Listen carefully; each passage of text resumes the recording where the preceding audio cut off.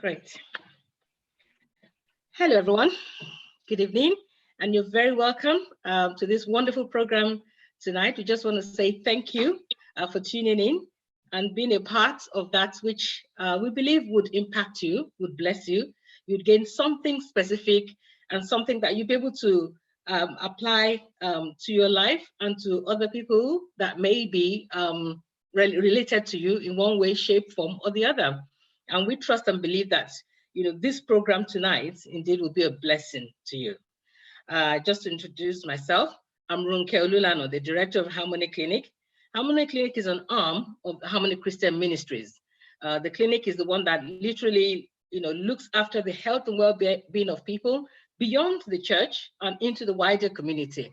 Our theme is bringing healthcare to your doorstep.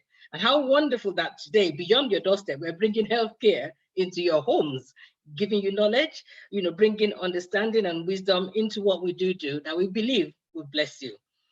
The purpose of why this meeting was actually birthed was because of the fact that we looked back over this period of this coronavirus pandemic, and we realized that there's a lot of the aspects of it that affects Black and Asian minority.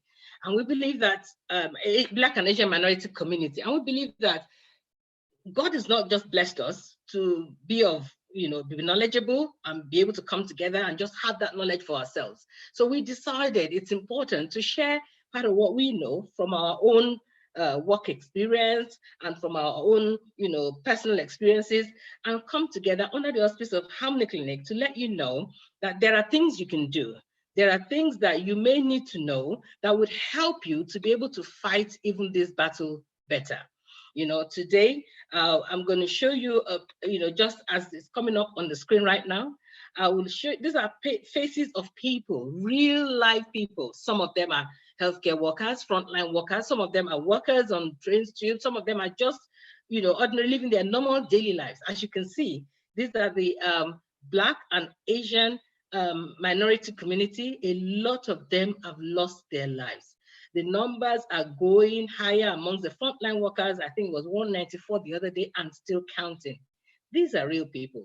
We just want to send out our condolences to these people and let many more also know that, you don't have to be you don't have to be in this position. But for those who have lost their lives, we really send our condolences to the family and pray that the Lord will comfort everyone. But as many that perhaps this talk today will be able to encourage, to save, we hope and pray that that would work for you by God's grace. The fact that you're here today, we want to say to you, congratulations, you made it. And that in itself, shows that you still have every reason that is worth living for. We're letting you know today also that the pandemic may look like it's coming to an end. We are being told that the numbers are coming down. I think it's true, but we still don't have all evidence that everything is all done and over with. Therefore, I would like to say to you, I would like to advise you on behalf of all the team and all the nurses and doctors that we have here and in the Harmony Clinic at large, that the fact that you made it thus far with your good intentions, with the good strategies, with keeping to the guidance, with staying safe, with keeping social distance, with making sure that you apply all the things that you need to do. The time is not right yet for you to let down the guards. As the pandemic is coming close to an end, we pray your life will not come down to an end in Jesus' name. We pray that you would not forget, the things that you need to do, but rather you will position yourself that you will come out strong. Even on the other end, you will come out well, and you will live to testify of the things that God has done. So thank you so much for being here tonight. I've got with me on the panel this evening a team of 6 doctors, all of them from Harmony Clinic. Harmony Christian Clinic. We thank God for their lives. They've all in one way, shape or form or the other contributed to the life and the well-being of other people, and they're still doing it today. They're all gainfully employed elsewhere, but they always find it as an opportunity to give back to the community today. So this is why I'm so happy and delighted, to share with you this, from the wealth of experiences of these 6 doctors that are here today, they're going to be answering your questions. Initially, we'll have 3 of them doing presentation, and then moving on from that, we'll then have the general questions that you've put on Slido. If you haven't put questions on Slido and you still want to do, please do so. It's on Slido, it's not on YouTube. It's just to let you know. And we'll make every attempt, by God's grace, to answer your questions. And we believe that everyone will leave empowered and strengthened with what they will receive today. If I can just introduce to you allow the doctors to introduce themselves to you. So the first one, please, as I'm looking on the screen right now, I might as well just say, if you want to go ahead, Dr. Dele, to introduce yourself, please. Hello, hi, my name is Dr. Bamidele Omotosha. I'm a senior registrar in acute and stroke medicine, and I work at Watford General Hospital. Thank you. Could we have Dr. Easy, please? Hello, I'm Dr. Ezimari Ezimokai. I work at the Barking and Dagenham COVID clinic. I also work at Medway Urgent Care Center. Thank you. Dr. Damilola? My name is Dr. Damilola Lawude. I'm a GP. I work in the North Woolwich area. Thank you so much. We've got the Mogekus, 2 for 1. Isn't it amazing? I don't know who's going to go first, whether it's Chris or Remy. Please introduce yourself. Okay, good evening, everyone. My name is Dr. Oluremi Mageku. I currently work as an obstetrician and gynecologist at the Royal London Hospital, which means that I just typically specialise in pregnant women and all sort of other general women's needs. My name is Dr. Chris Mageku. Yeah, my name is Dr. Chris Mageku. I'm a GP. I work in the Waltham Forest area in London, and I'm also have a special interest in sports and exercise medicine, and I work alongside football club, Leyton Orient Football Club as well. Excellent. And Dr. Remy? Hi, good evening, everybody. So I'm Dr. Remy Adebaji, and I'm a GP trainee. I'm currently on maternity leave with 2 beautiful little girls. So I'll be giving mainly perspective from a general stance and also as a medic mother as well. Thank you so much. Thank you very much to all of you. And I trust that, from your presentations and all that we're going to do today, we're going to have a fab time. I'm really excited by this. And I want to thank God for all of your lives.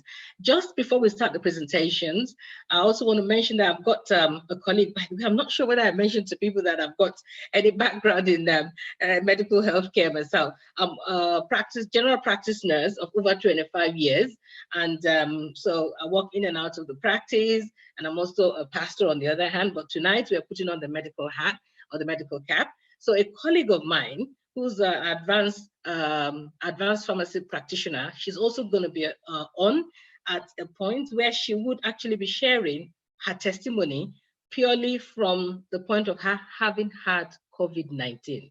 She's of the Asian background and she's got a lot to talk about it. So really, we're in for a great time, and everyone is going to live with something that's going to help them even in their life, in their health, in their well-being, amongst friends and amongst colleagues. So please stay tuned to the end, and you're guaranteed to be blessed. I'm going to call on Dr. Chris Mogeku, who's a GP, to actually go through the very first presentation right now.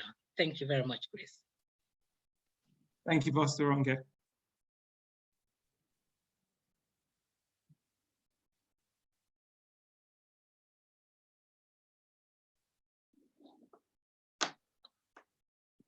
So, welcome everybody, and thank you for joining us today. We hope that you not only be blessed, but you'll also take home some vital information with regards to the virus that is currently causing us to change the lives and the way we live our lives currently.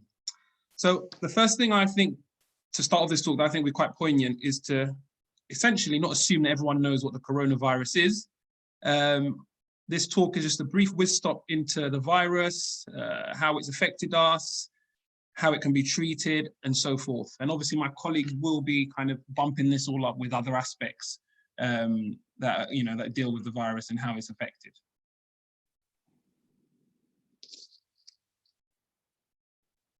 Apologies. So the coronavirus, is it just another virus? In simple terms, yes, it is. It needs a host to survive. Most viruses do. They can't survive just by themselves. They need a human being to live in, or any mammal, as obviously I'll go on to talk about. They can survive for some periods outside of a host, but not very long. So it's important we know how long this can happen. Can they develop into other strains? Of course they can. And this is important because coronavirus is not just one particular virus, it's a type of virus. The current one at the moment, COVID-19, is a type of coronavirus that's affecting us. So it's important we don't just take it as one kind of virus or pathological being. It can develop into a stronger form, and that's what viruses tend to do. Is it affected by antibiotics? No, it's a virus. But that's not to say antibiotics are not useful in people who test positive coronavirus. You can sometimes get a superimposed bacterial infection, and this can lead to you being given antibiotics if you're in hospital or by your GP, for example. Can be treated? Of course it can be treated. Can it be treated? Of course it can. There's specific drugs that obviously at the moment research is trying to develop, and the main aim of this is to affect the viral load and the way the virus works. But of course, the big thing everything that we need in terms of treating it is a vaccination. And that's how most viruses are eradicated, through vaccinations, given a small dose of the virus, allowing our body to recognize it and understand it and to fight it off if it tries to affect us again. But obviously this is nowhere near coming to fruition at the moment, but we obviously have to pray and hope. COVID-19 is also known as SARS-CoV-2. Reason being, it's very similar to the SARS virus that affected us in 2002. There are many different forms of coronavirus, and about 25% of them actually caused a common cold. It's widely accepted that it has been transmitted from animals, likely bats, which is known to be a reservoir for the virus for a long time. As of today, probably more now, probably at the point in which I created this presentation, it was over 5 million cases worldwide with over 300,000 deaths. As you can see from this table, it clearly shows that the fatality rate, so the amount of people who get the disease in terms of percentage of people who potentially could pass away from it, is higher in people who are above the age of 60. And this is why the government, especially here in the UK, has been quite keen on suggesting that those who are above this age should try and stay at home as much as possible and self-isolate for a period of time. There are other conditions as well that when you put alongside, this age group that's more at risk, increases their risk even more of suffering fatally from these conditions. Things like high blood pressure, hypertension, diabetes, heart problems, respiratory disease, so things to do with the lung, and most cancers. Another one that's not on here at the moment is obesity. So the weight that you carry, if it's quite high, that alongside obviously being in this age group puts you at increased risk. My colleagues will talk a bit more as well about this as well later on. Pregnancy is another thing I thought I should touch on quite quickly. The government has taken a very cautious approach, and I think this is very sensible. We don't have enough research on how the virus affects pregnant women or their child or unborn child. So they've been correctly put in a high-risk group, so they should self-isolate as much as possible. The transmission is still the same as others, okay, so you need to bear that in mind. However, at this moment in time, there's no clear link that the virus can be detected in breast milk. So all women should, if they choose to, should persevere with breastfeeding. Most people will suffer with a mild infection if they do contract the virus, and some may not even develop symptoms. In terms of these symptoms, fever is a big one. So that's any temperature roughly above 38 degrees Celsius. A cough, particularly a dry cough, difficulty in breathing. Now, when it gets to this stage, I advise people need to be kind of seeking help and advice at the very least. Fatigue, so becoming quite tired, you can get non-specific pains. And also loss of smell has now been added to the list of recognizable symptoms for coronavirus and should cause someone to either self-isolate or think about getting a test and not kind of exposing themselves in public. All these symptoms can lead to a pneumonia. It can be a viral pneumonia. It can also be a bacterial pneumonia. And again, this goes back to my earlier point of why sometimes antibiotics can be useful. This is just a quick whiz stop on why people can develop pneumonia. It triggers off, this virus has the potential, if it goes down from the nose, from the mouth, from the eyes, it can go down into the lungs, and trigger a kind of damage to the lung. And we call this ARDS, and it's an acronym for acute respiratory distress syndrome, which simply means it causes the little pockets where our gas exchange happens, so where our oxygen gets into the blood, start to become filled with fluid. And if this happens, you can get secondary infections from more viruses, from the coronavirus, from bacteria. It can lead to a state where you produce blood clots, so people may even be more at risk from things like PE, so pulmonary embolism, so blood clots, which again is quite serious and life-threatening.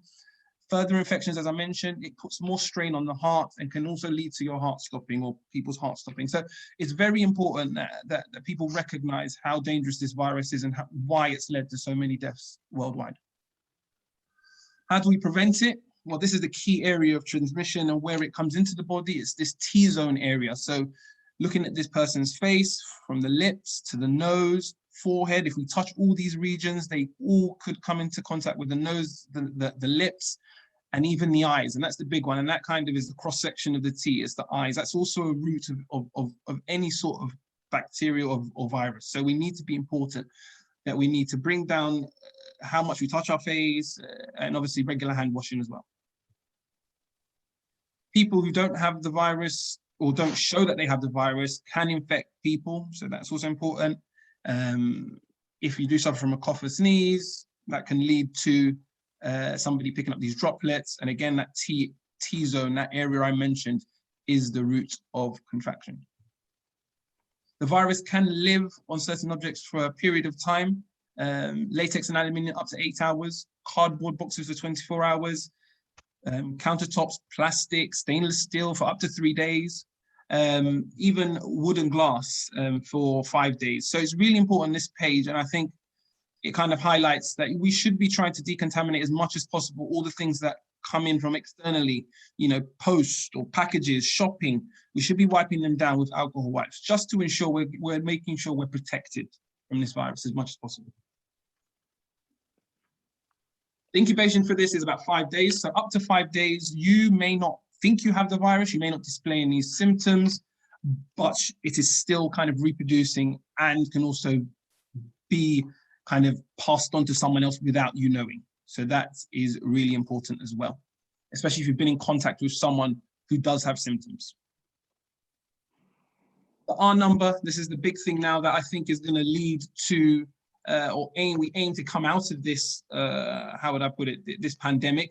We need to get this R number 1 and below. And I think at the moment it currently is. So just to explain this quite quickly, if the R number is 1, it means that one person can pass on the virus to one person, and that person can pass it on to another person, and so on and so on. So it's always maintaining the one person kind of passover. So it's only passing to one person. So you can see after 2 cycles here, essentially there's only 3 people who have the virus. However, when this R number is now 2, so a person who has the disease or the virus passes it on to 2 people, and that person will then pass it on to another 2 people, and so forth. That number of if I go back to, of 3 in 2 cycles, dramatically goes up to 14 in 2 cycles. The coronavirus has an R rate of about 2.2. So this number is even more in the coronavirus. So just a small degree of the R number going up by 1 can be catastrophic. How do we test for it? There are a few tests here that I won't bog you down too much on. There is a PCR test, which is the normal test that everyone will get in hospital, or if they get the test centered, the kit sent to them at home. It looks at swabs in the back of the nose and back of the throat, essentially trying to collect the viruses. Imaging, so scans at hospital can show signs of this virus as well. There's an isothermal amplification test, which is essentially a quick blood test that can actually show you if you have the disease or the virus in a couple of hours. So there's a number of tests there, or things we can do to suggest that you have the virus. So God forbid, but if you do go into hospital, it's nice to just be, at least to be aware of this, or for family members to be aware. Moving forward, there's a rapid serological testing, which has been developed. There's lots of them floating about. Now, what these are essentially is our antibody tests. So they check to see if you've had the infection previously. The government at the moment is still testing the validity of this, because some of them do have false negatives, and that's not what we want. We want it to be a really reliable test. Does it show that you have immunity? Maybe for a period. but we don't know going forward in the next few months or years how long that immunity will last. So it's really important, even if you've had or you think you've had the coronavirus, it doesn't necessarily mean you won't have it, you won't get it again. Okay. Again, there are other tests that people can do. If they suspect coronavirus, you can test the similar test checks for other types of viruses, such as the common flu, and there are also other viruses as well they can test for. So just to clarify, the tests that really should be done are whether the virus is present or if there's an antibody test. There's no other thing in between. Those are the two main tests that you need to be aware of. Okay. Treatment. Well, there is no treatment, as I alluded to earlier. However, there's certain things that people can do, and the government has tried to do, and that is flatten the curve. And I'm sure we've heard a lot about this. So obviously causing everyone to go into lockdown, mass testing. So if we know that there's a group of people with the virus, we keep them away from everyone else. You can also raise the line. Now, what raise the line means is that it kind of encourages the health system to take a pragmatic approach. So, you know, building more hospitals, providing more PPE, so personal protective equipment. This was done quite successfully in China and South Korea and decreased their cases tremendously. So that's really important. But other than that, what we can do is stay isolated, regular hand washing, avoid touching that T-zone that I talked about, and putting on adequate PPE, not just healthcare workers, but even ourselves, so people who do not work within the healthcare system, you know, masks. There's no harm in wearing masks, I would say. Again, my colleagues will talk a bit more about this, but hopefully this has given you a bit of a whiz stop into the coronavirus and hopefully helps answer a few questions that maybe some of you may have had, but of course, there'll be an option for you to ask more questions. Thank you very much.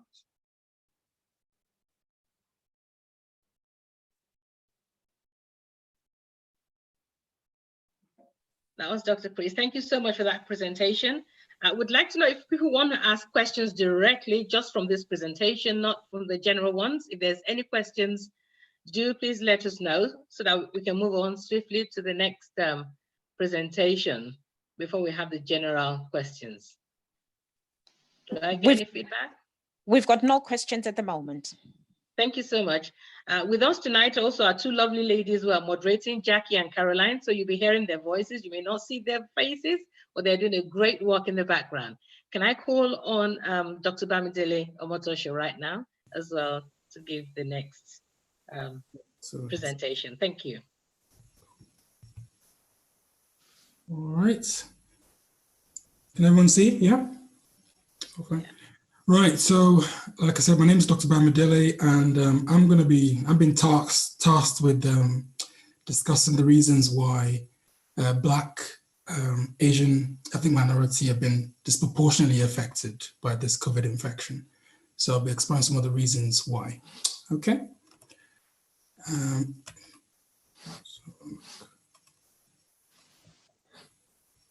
to go on to the next phase.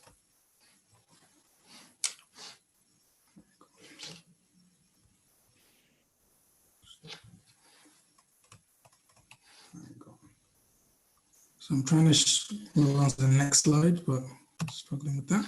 Hang on. Second. Try that again. Sorry.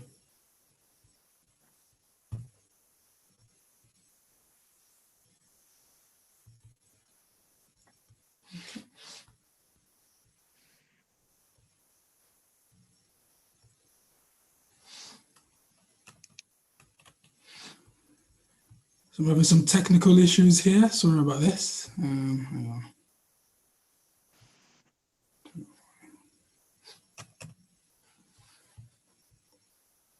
Should we give you a few minutes to sort that out whilst we talk about? Okay, thank you so much. Yeah. What we'll do right now is perhaps go on to Dr. Eze Ezimokai's presentation. Oh, I think you got it. All right then. Thank you. Sorry about that. Apologies for that. That's all right.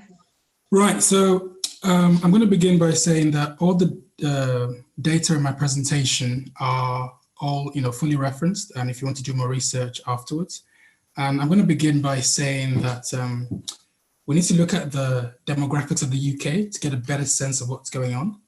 And I'm going to draw your attention to the 2011 census. Of 87% of the UK population are Caucasians, and 13% belong to the Black, Asian, and other mixed ethnic groups.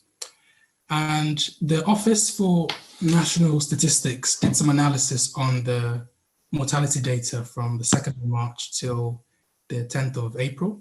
And they found that Blacks and Asians are twice more likely to die from COVID infection, and as compared to the Caucasian counterparts. And I'm going to illustrate this further with this figure. The light blue bars are the share of the population of different ethnic groups. The dark bars are the share of the COVID deaths. And as you can see, I mean, the key phrase, the key term here is proportional representation. Even though Caucasians make up most of the UK population, in terms of the COVID deaths, they're proportionally less likely to die from COVID when you compare with Asian and the Black community. So to put it simply, even though Asians and Blacks make up a small percentage of UK population, the chances of them dying from COVID is disproportionately high compared to their Caucasian counterparts. And this is illustrated further with this chart. So if you're a Black origin, Bangladeshi, Pakistani, you're twice as likely to die from COVID infection as compared to the Caucasian patient group.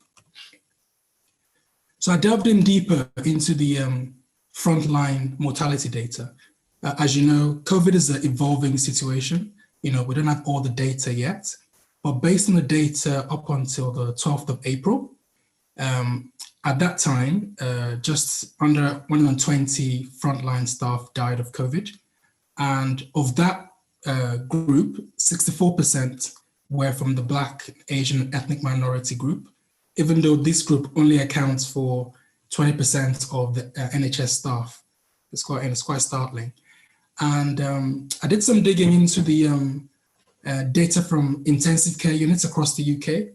Again, another disproportionate representation. There's 34% of people who need major care, who need critical care on intensive care units from the Black and ethnic minority group. Why is this happening? That's the key question here. Why is this affecting this subgroup? The first reason, the ethnic minority groups are more likely to suffer with underlying health conditions. Conditions like diabetes, heart disease, hypertension, as my colleague mentioned already, kidney disease. And I know we can't emphasize enough, obesity is a major problem. And hopefully, as a result of this talk, we'll be able to readdress some lifestyle issues in terms of our eating habits or level of activity. So looking at the ITU data, people, over 70% of people admitted to intensive care units across the country are classed as overweight or obese. So it's a serious problem we need to address as a group. Right, my colleague has already mentioned this, so I'm not going to bore you with it. It's just to suggest other conditions we see in COVID infection. So I'll just move on swiftly. Next question, next reason why we're more prone to the COVID infection. There's increased exposure of Black and ethnic minorities because they tend to work more in jobs where they're more exposed to the virus. So jobs like in domestics, cleaning, retail, public transport, care homes. And as you can see from the data there, Black and ethnic minority constitute a big part of the NHS. 40% of doctors, that's a lot. 20% of nurses, that's a huge numbers. So now look at social care. You've got, 17% of social care are Black and ethnic minority group. Now go to London, there's 60%. I mean, that's crazy representation. So that may explain one of the reasons why there's a preponderance for this population group.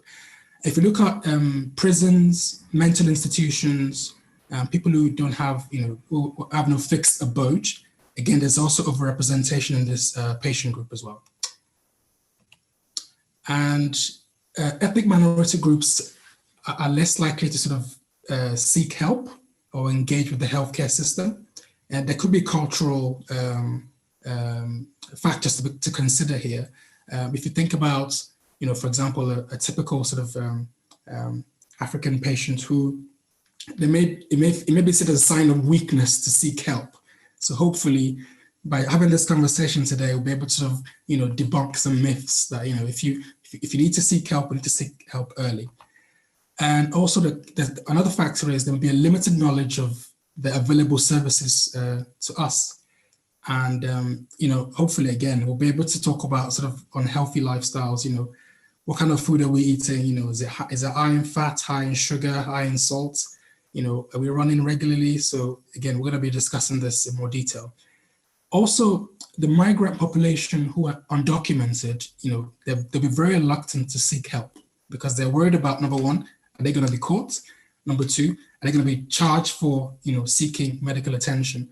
So some of these patients are almost sort of at death's door and they still won't seek help. So that explains why, again, another, you know, more increased risk in this group. The fourth factor is socioeconomics. We can't get away from it, I'm afraid. I mean, it's not rocket science, to be fair. The sort of Black and Asian communities that have less access to sort of high value, stable, high paying jobs compared to the Caucasian counterparts. There's income disparity in the UK, and COVID-19 is just unearthed it, basically. It was already there, but COVID-19 has made it even more obvious now. You know, BMEs are more likely to live in poor housing, poor accommodation. I mean, you only need to go on the tube. I mean, it's very visible. You know, you know the places I'm talking about. You know, there's a high concentration in deprived areas.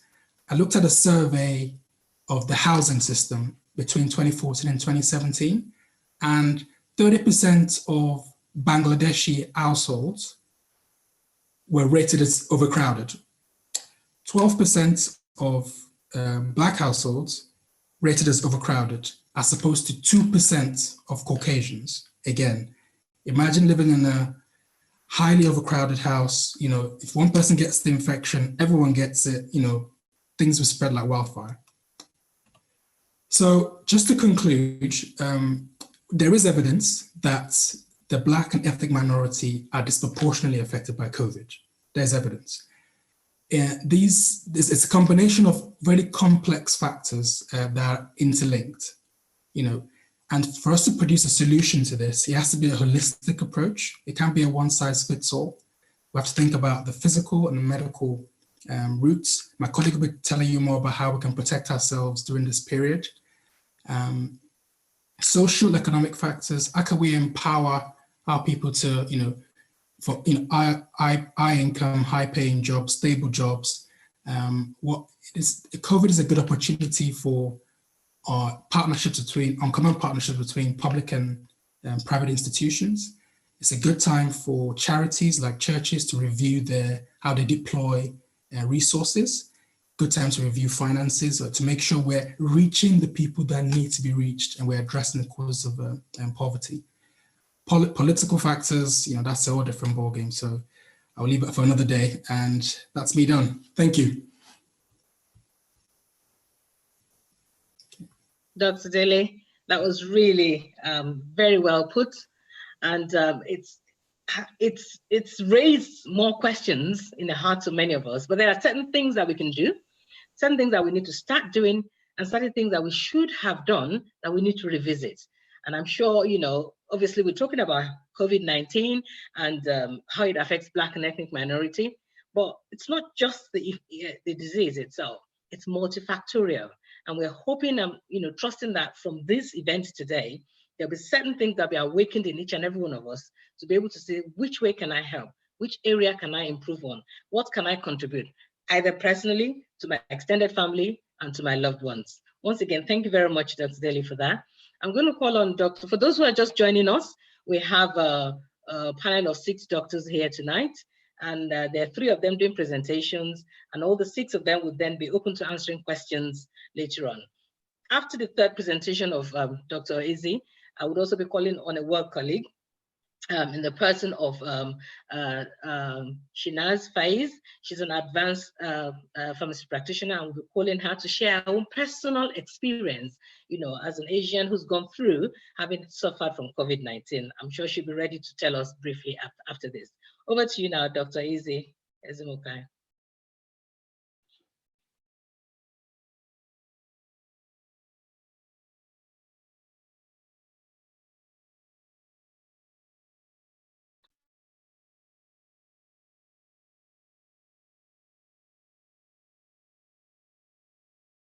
Okay, sorry.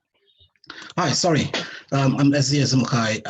I will be addressing the areas about the things we can do about the virus. I don't know if my screen is visible to you. Yeah, okay, that's fine. So we've talked about what the causes are and the predisposing factors and other things. The question is, what do we do? To my mind, I think there are 5 things mostly that we can do as a people. And I'll just take us through them one after the other. Number 1, I'll start with frequent hand washing. It's probably the most important of all things. The more you decontaminate your hands, the better you stand or your chances are regarding preventing you infecting yourself and the prevention of infecting others. Now, if you can see on my screen there are some areas highlighted purple. Those areas are the areas that we are most likely to miss when we wash our hands. Another good thing to do would be to use a hand sanitizer, but I think washing your hand definitely would trump using a hand sanitizer. It's also more effective. The other thing I'll talk about now is the physical distancing. The idea behind physical distancing is that you want to prevent when somebody coughs or sneezes, you want to reduce the chances of inhaling the droplets from their cough, or from the sneeze. And the higher the distance, the less likely you are to inhale that. So that's the idea behind physical distancing. This is particularly important in overcrowded places. This is important when we eventually go back to work. This is important when we go out and seek medical attention, even in the hospitals. It's quite important there. It's going to be important in schools, but I'm not sure how we're going to deal with that, but we'll just wait and see what the government comes up with. Okay, so now another thing to talk about is the masks. I've heard many things about masks. One of them is that you inhale your carbon dioxide back again. I've heard that some people gotten hypoxic or they have so low oxygen they actually passed out. I'll just say it very plainly. Wearing a mask saves lives. It saves your life and saves the lives of other people as well. Because a lot of people are walking around with the virus, but nobody's aware they have the virus because they have no symptoms. So if you're going to be maybe in a crowded place, or you're caring for somebody who's got the virus, or you're worried about anything. In fact, if you have any doubts, I'll say wear a mask. So when you wear a mask, one thing very important, you have to make sure your hands are clean. Otherwise, the mask that should have been protective ends up becoming a contaminant as well. So first of all, you have to wash your hands before handling the mask.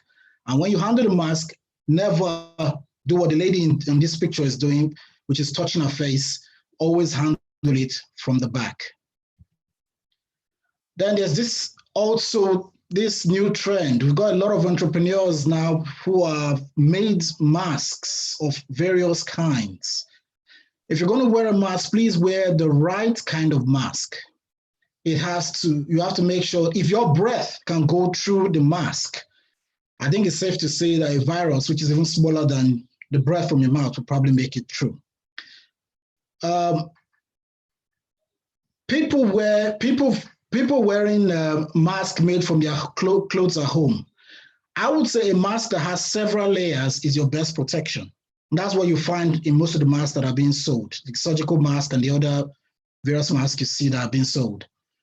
One you're wearing at home, it's better than nothing, but if you can, it's better to wear the most appropriate mask. And as I said before, if you're holding a mask, hold it from behind, make sure your hands are clean. Otherwise, if you start adjusting the mask on your face, you're also contaminating yourself as well, which is kind of defeats the purpose for which we had the mask in the first place. And then eventually, when you want to discard of that mask, please put it in a hygienic place, a closed bin, because throwing a mask around in the streets, we don't know if you've got a virus on or not, but throwing a mask around the streets is not the best way to dispose of the mask. It's best to dispose it in a hygienic way using the available bins, closed bins especially. Then we have to, we are talking about going back to work. Now, the idea of going back to work, I think I want to make myself very clear with this topic. Don't rush back to work. It's going to be very difficult for a lot of people because their livelihoods will be at risk. And I understand that, and I appreciate that. But a lot of the people who have died so far are people who actually worked in unsafe conditions. A lot of these people had pre-existing medical conditions, and at the end of the day, didn't take that into account when they went back. There are many questions you should ask yourself. Are you working in a cubicle in an office all by yourself, or are you sharing a cubicle with other people? When you see, if you're sharing an office with other people, are they at a safe distance from you? Can your employers guarantee that? How are you planning to get to work? Are you going to get on the tube? Or if you can drive or cycle, that might be preferred. Actually, walking would probably be the best if you could manage that. Another question to ask is, are they going to do a risk assessment for you? People who have diabetes, people who have high blood pressure, pre-existing heart conditions, any respiratory condition of any kind, they have to risk assess that person. And I'm talking about an ideal situation now because I understand that some employers probably won't have provision for that. But it's your duty to try and push and see if they can accommodate you as much as possible. If you know that there's any likelihood that you would be at risk, then the best thing to do is to ask them to try and provide alternative arrangements for you. This might include working from home. This might include giving you your own office. But you have to actually have that conversation with them. Because if you don't talk to them, the first thing is you can't complain when things go wrong because you never had that conversation. And usually when things go wrong is when it's usually too late. So now, apart from the general work, we also talk about healthcare workers. For healthcare workers, what I'll say is don't be a hero. In fact, for everybody, I'll say don't be a hero. The clapping on Thursday at 8 o'clock is brilliant, but it's not a substitute for your health. If you go to work and you don't have and I'm talking about carers as well, if you don't go to work and they don't have the appropriate protective equipment, you have to ask for it. If you choose to work without adequate protection, then you are not liable for that. You have to constantly communicate with the people that you're working with so that you are adequately protected. Two, if you can work from home, even healthcare workers, some of them can work from home. A lot of my colleagues are making phone calls from home now. If that's what they can do, they have to accommodate you and do it. If all else fails, say no and wait until they've made adequate provisions. I buy my own protective equipment. I've not left it to chance, because sometimes you get there and they'll tell you that when you get to work and you discover that the standard for protective equipment has changed. Not because necessarily guidelines have changed, but because that's what they have available that day. So you have to have a consistent guideline. You have to have the maximum protection, especially if you're coming in contact with people who probably put you at risk. Then there's some other things this other thing we should consider is our own homes. Your own home should be like a bubble, a protective bubble where the virus doesn't come in at all. So that once you get out of the house, before you come in, you probably disinfect yourself, sanitize everything that you went with, and then you can go either straight into the shower or put the clothes straight in the washing machine. That'll be the ideal thing to do.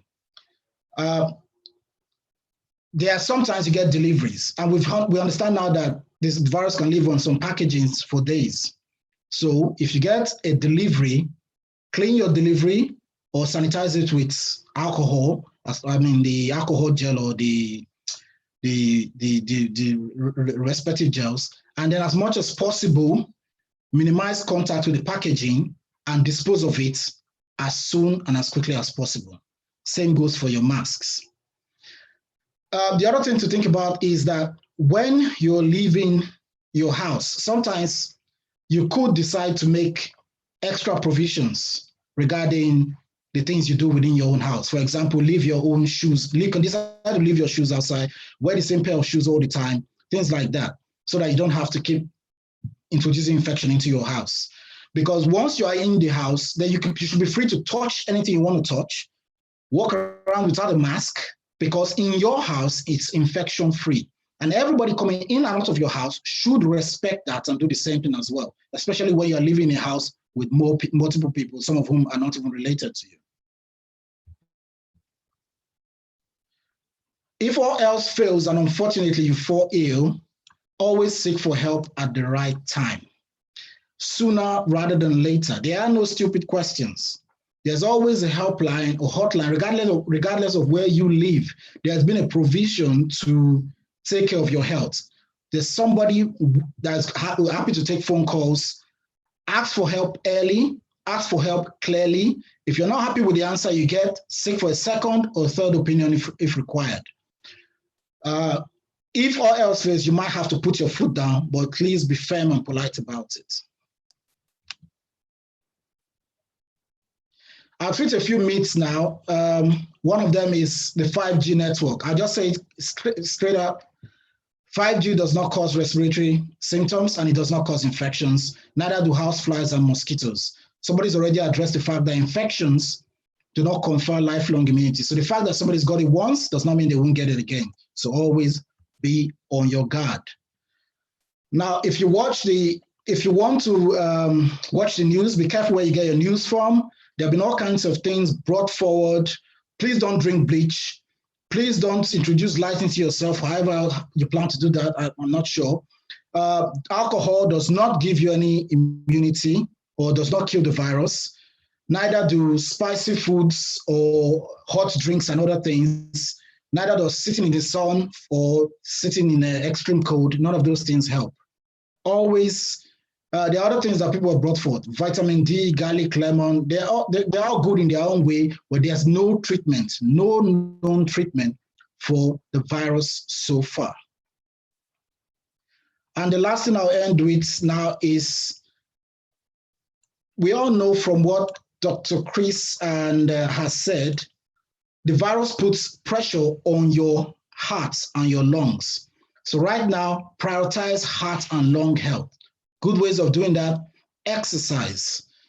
Tackle any spare fat that you may have. Try and get rid of it as much as possible, because obesity, there's so many reasons not to gain weight, and we've just added COVID-19 to one of those reasons. If you're eating, eat right, eat in moderation. If you've got pre-existing medical conditions, make sure your blood pressure is in check, make sure your blood sugar is in check. Those are very simple ways you can do what we need to do. Some of us have got more time in our hands. This is a good time to address it. So just as a summary, I'll just say, washing your hands, wearing a face mask, social distancing, okay, the right work and home conditions, and finally, prioritizing your heart and your lung health. Those are the ways that we can mitigate the spread of this virus. Thank you. Thank you so much, Dr. Eze, for that wonderful presentation. And I'm sure a lot of us truly have, been sort of shaken in our boots with some of these things, and perhaps certain things been reaffirmed, some myths been thrown away, and some right things, been brought even into our knowledge and understanding. One of the things I want to leave us with before we actually, sort of finish this presentation today is, know that as you prepare to go back to work, your life is so important. Your life is so valuable. Make sure that things are put in place. Don't be under the obligation that you have to, accept everything that is being thrown at you, because you don't have two lives. You can assert yourself with the knowledge and information that you have, and with the divine protection. If you're a person of faith and belief, pray and believe that God will protect you, but do and ensure you have the right equipment and PPE to protect you. Thank you. Coming on next is Shinaz Faz, who's an advanced pharmacy practitioner. She's a colleague of mine. For those who are just coming and just joining us, I'm also a general practice nurse of over 25 years and also a prescriber. And so this is a colleague of mine who really does so much, work and is passionate about COVID-19 because she herself, unfortunately, suffered directly with COVID-19 in the month of March. And I'll leave her to share her testimony briefly with us before we start answering questions tonight. Over to you, Shinaz. Hello, hi. Can you hear me? Yes, we can. Can you see me? Can you see me as well? We can't see you yet. No, we can't see you yet. Okay, Just hello undo. everybody. Hello. Hello, can you hear me now? Yeah. Hi.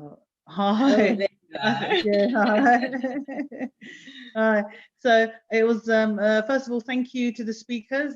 Each of them I could home on every single thing that they were presenting with. I already know Dr. Easy, I have worked with him before, and the other two, thank you. My presentation, Ronki, really wanted everybody to know I had a very bad experience with COVID-19. Unfortunately, I had it on the 16th of March. That was more the early days. In that week, we were in the process of also starting lockdown.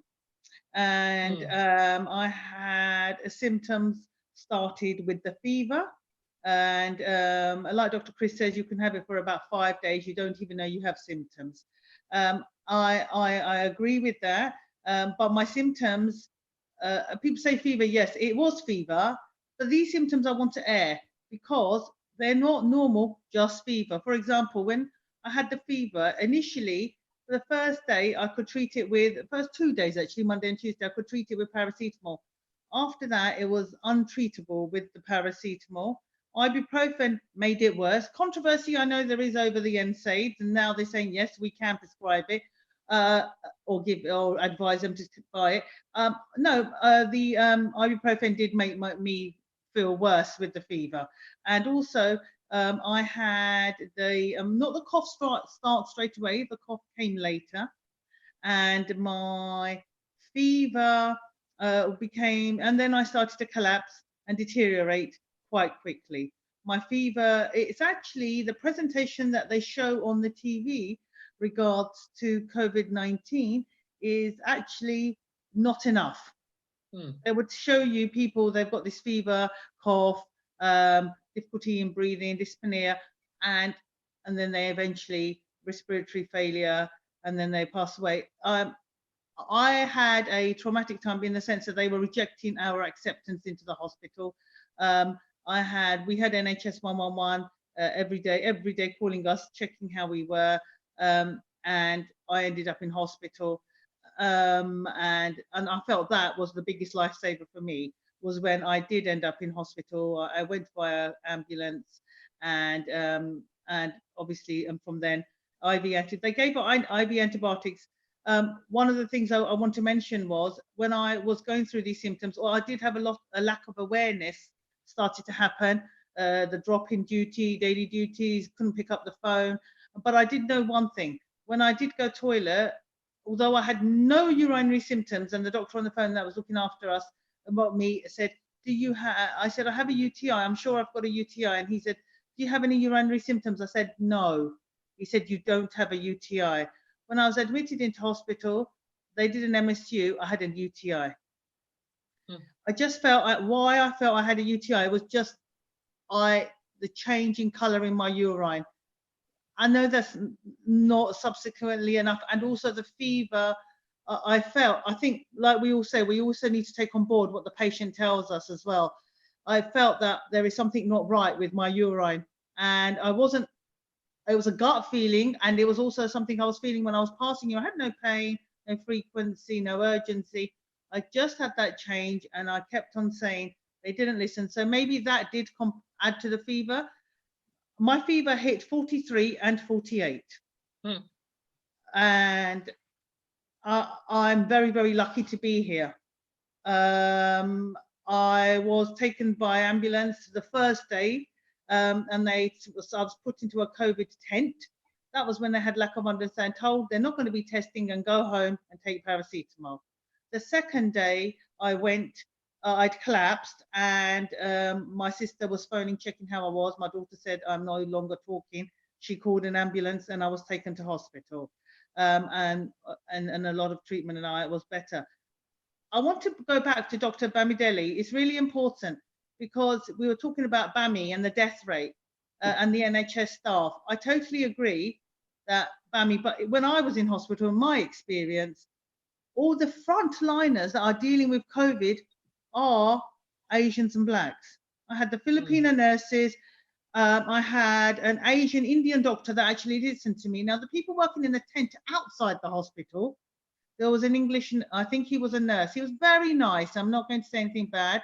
He was very nice, but didn't really know what was going on, and he sent me home the day before I collapsed and ended up in hospital and hardly breathing. So I just think the frontliners, I know we've got a high death rate, but we've also got to look at where we are. And the second thing is education. I can't talk for the Black community, but definitely for the Pakistani community.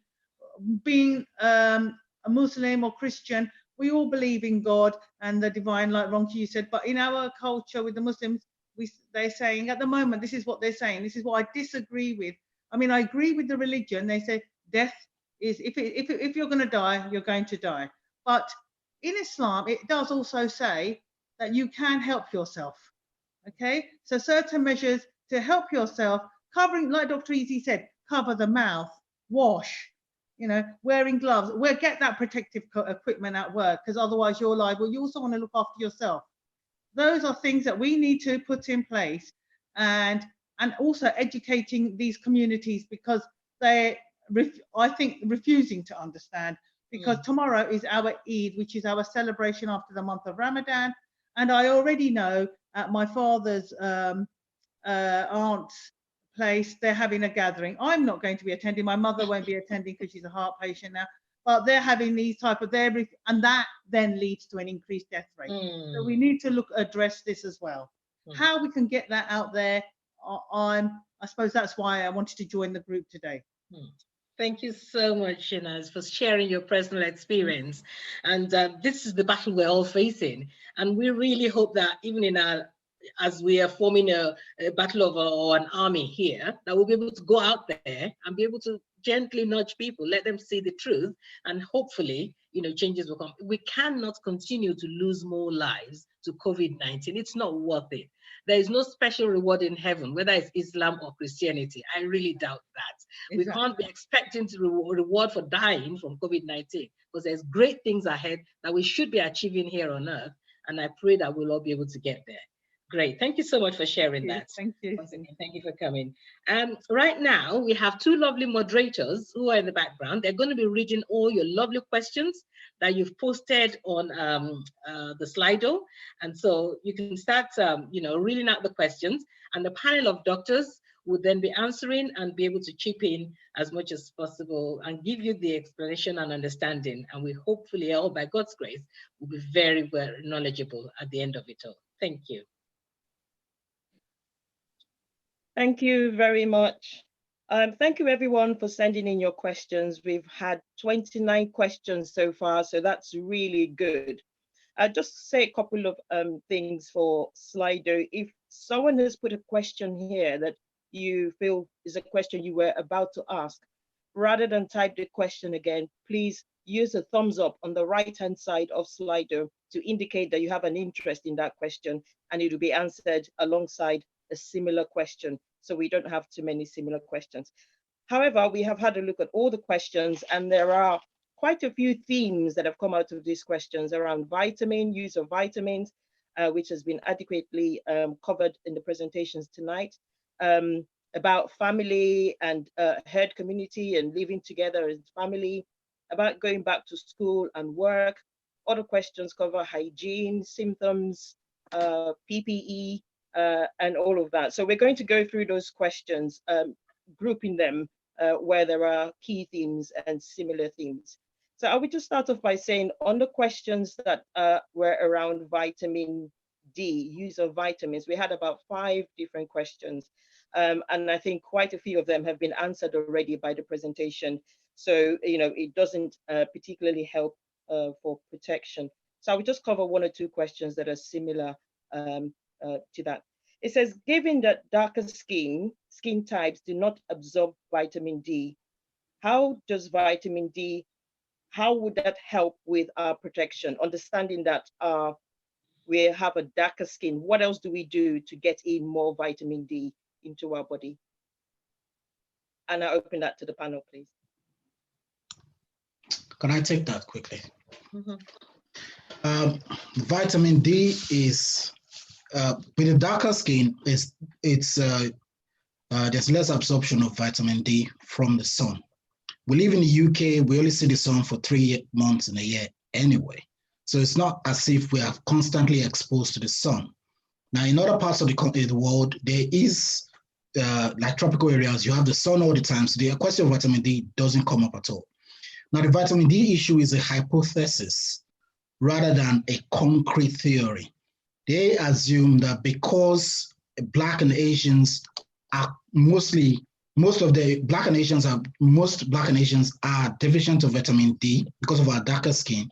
So should they consider giving extra vitamin D to help? That's one.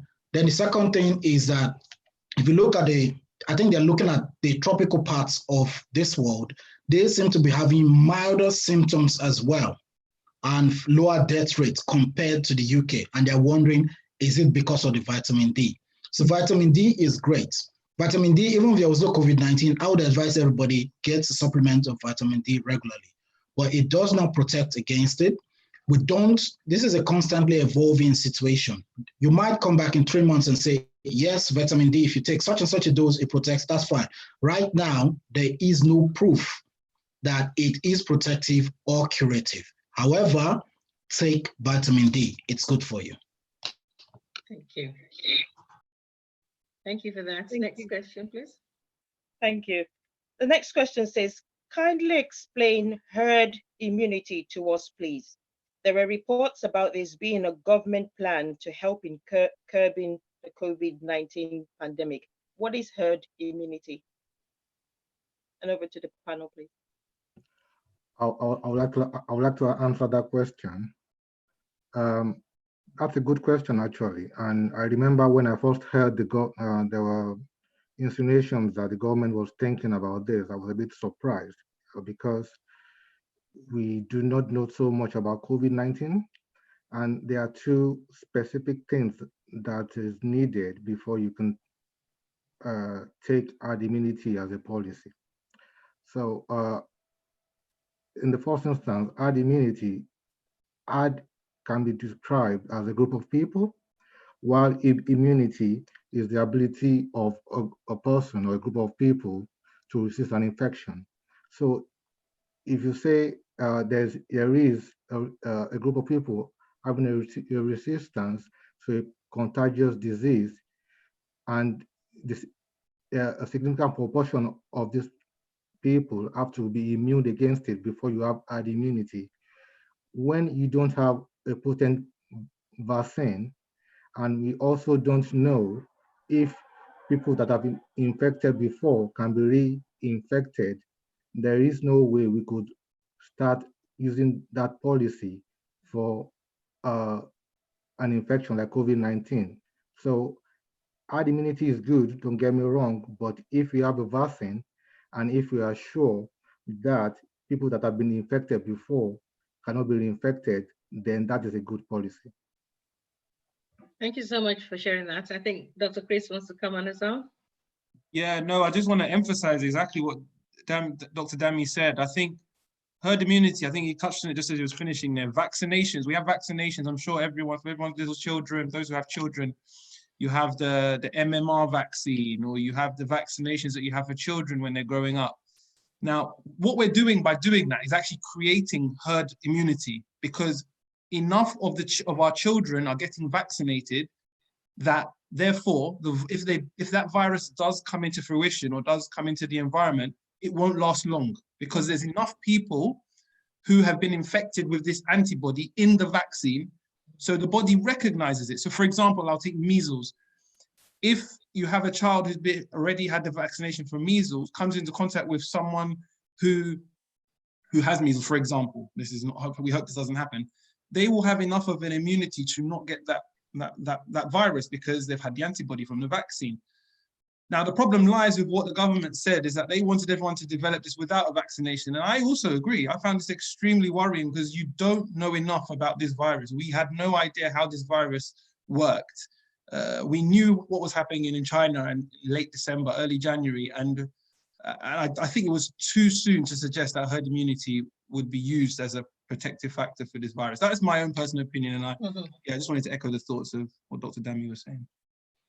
Thank you so much for that, Dr. Grace. I think even in Sweden, they practice herd immunity, and we could see the negative impact of it. They've got the highest figures among the Scandinavian countries. So I'm sure, with that doesn't need sort of a special knowledge to know that that would have really made our numbers spiraled. But thankfully, it was abandoned. Next question, please. Thank you. What will be the panel's advice regarding the use of hydroxychloroquine as prophylaxis against contracting COVID-19 virus? The panel, please help us. Okay, Dele, do you want to take it, Dele? Okay, so hydroxychloroquine. Am I mute? I think Dele needs to unmute. I think he was trying to speak. Sorry. Okay. I can answer that question. Okay. Yeah, so I mean, as Dr. Easy, clearly explained that, Donald Trump should not be our source of evidence-based data, I'm afraid. Hydroxychloroquine, there are a few trials going on, but there's there's not enough evidence to suggest a particular drug is effective against COVID-19. Hydroxychloroquine has a lot of side effects, and skin, eyes, heart, immunity. Please don't take it. Okay, it's a specialist drug that needs a specialist rheumatologist that needs to start you on if you have things like rheumatoid arthritis or other inflammatory conditions. But please don't take it. Great. Can I just interject here and be the devil's advocate? We do have a number of Nigerians that do believe, not necessarily from Donald Trump's advice, but maybe inferred, that already are going on and taking on chloroquine, because some people don't even know that chloroquine is even different from hydroxychloroquine. Could you just enlighten people who may be listening today that really is not about ingesting the number of chloroquine that's actually going to keep them COVID-free, COVID-19 free? Yeah, I think the whole idea, I think for me to answer that, I think the whole idea of even considering chloroquine or hydroxychloroquine is just basic, there's just no evidence to support it. So there's not even any argument to even say either chloroquine or hydroxychloroquine. It shouldn't be a conversation that we should be having amongst learned politicians who have supposedly intelligent scientific advisors. Thank you. I'll just like I think Chris wants to come back in on that. Yeah. I just wanted to quickly say it's also important, however, though, if your rheumatologist or your doctor has told you to take hydroxychloroquine or chloroquine, that you don't stop taking it because of the negative press or what people are saying. You should obviously, if you have concerns, speak to your GP or your specialist doctor in the hospital. But you shouldn't stop taking it if you're already on it for a certain condition. Thank you. Dr. Dami, you were going to say something as well? I was just going to say that there are studies ongoing about hydroxychloroquine. I know in my practice where I work, there's a partnership with the Oxford University. Yeah. It's called the Principal Trial.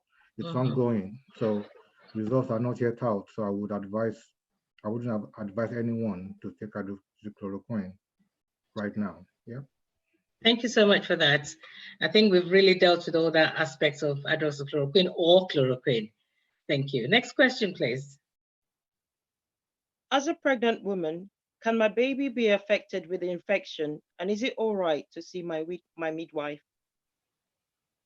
Can the panel help us with that, please?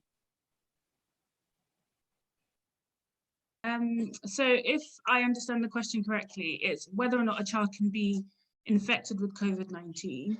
And the answer to that is correct. A study that was done over the course of March and April for all the recorded COVID cases in the UK, found that a small percentage of women gave birth to babies who then tested positive. However, on those babies followed up, none of them seemed to have the symptoms that we discuss, if that makes sense, of active infection. And then the follow-up question was, if I'm concerned, do I seek help from my midwife? And the answer to that would be yes. If you feel that you have a newborn at home who is, having a temperature or showing distress in breathing, it may well be that they've picked up another infection in pregnancy or during the labour period. So I would advise that you seek for help and not ignore it. Does that answer the question? I think it does, but does anyone want to add on to that? Because obviously this is still a very new area that is evolving, and therefore there's not much studies that we can base our findings on. Any other comment on that? I think a recent study says children are 56% less likely to develop the infection.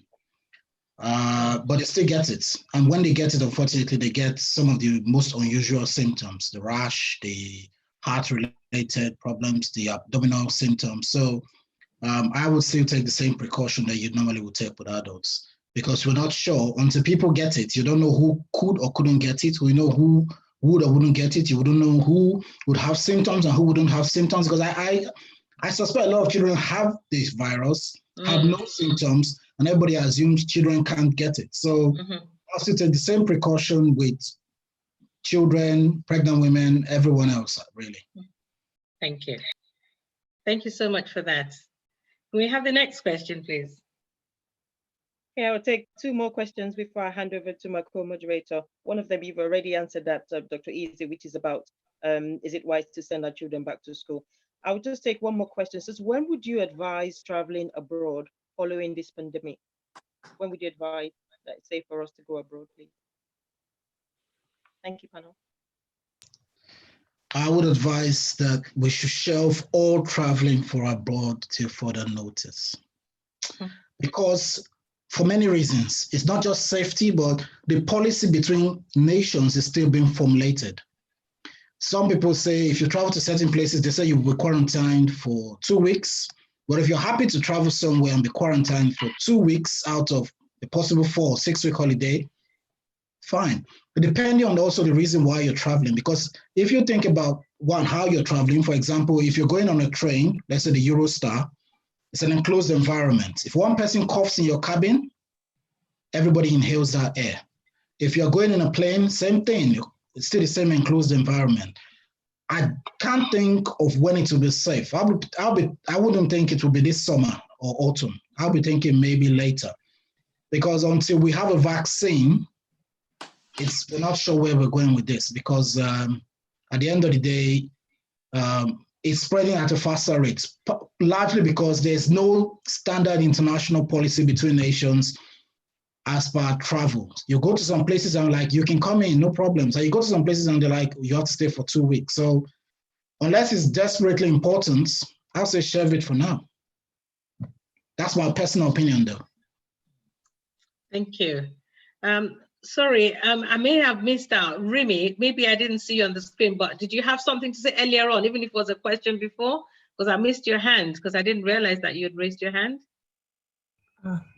Thank you, Pastor Ronke. It was just to reiterate what Dr. Remy and Dr. Eziv said about children, and realizing that although they are at lower risk of contracting COVID, they can get unusual symptoms, like Dr. Easy said, for example, with diarrhea and vomiting, which you don't hear so much about in the media.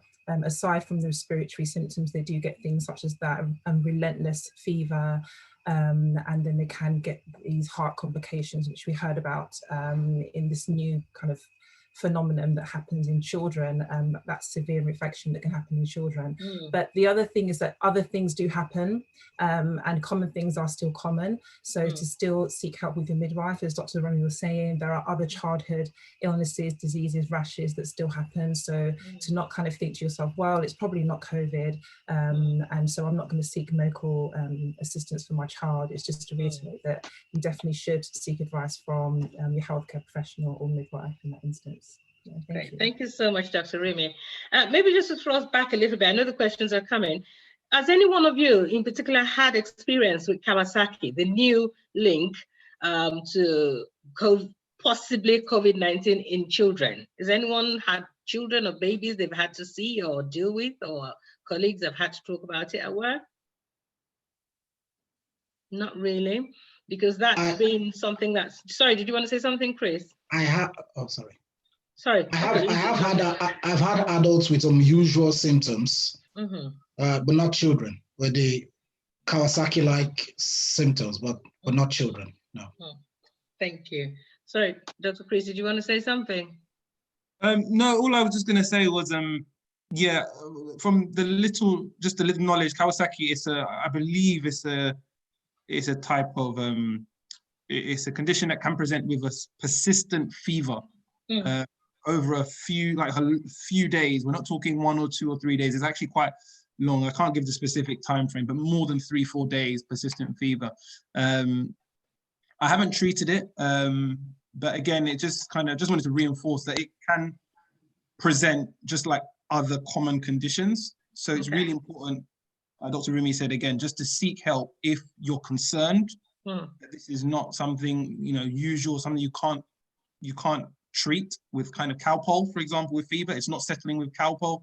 Then it's really important to see it. There is help out there, whether it's 111, your GP, or if things are quite dire, then if you have to present to A&E, so be it.